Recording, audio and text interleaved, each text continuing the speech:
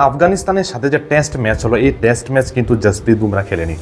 তারপরও জসপ্রীত বুমরার টেস্টে যে রেকর্ড রয়েছে জানলে আপনি কিন্তু অবাক হয়ে যাবেন। যদি সে আরও কয়েকটি ম্যাচ খেলে তাহলে তার রেকর্ড হয়তো কেউ আর ভাঙতে পারবেন না। আইসিসির সর্বশেষ শ্রেষ্ঠ যে টেস্ট র্যাঙ্কিংয়ে ভারতীয় ক্রিকেটের জন্য কিন্তু সবথেকে বড় সুখবর হলো এটাই যে তালিকায় 2 ধাপ এগিয়ে কিন্তু ভারতের টেস্ট অধিনায়ক শুভমন গিল রয়েছেন। অন্যদিকে বোলারদের তালিকায় নিজের আধিপত্য কিন্তু এখন অবধি বিস্তার করে রেখেছেন ভারতীয় পেস বোলার জসপ্রীত বুমরা। আমরা জানি জসপ্রীত বুমরা কেমন বোলার এবং তার জোহর কি।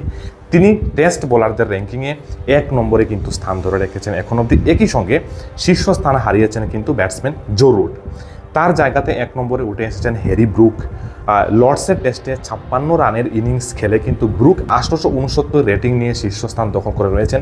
853 রেটিং নিয়ে দ্বিতীয় স্থানে রয়েছেন ট্রেভিস হেড এবং অন্যদিকে 851 রেটিং নিয়ে 2 ধাপ পিছিয়ে কিন্তু তৃতীয় স্থানে নেমে এসেছেন এবারে জো রুট।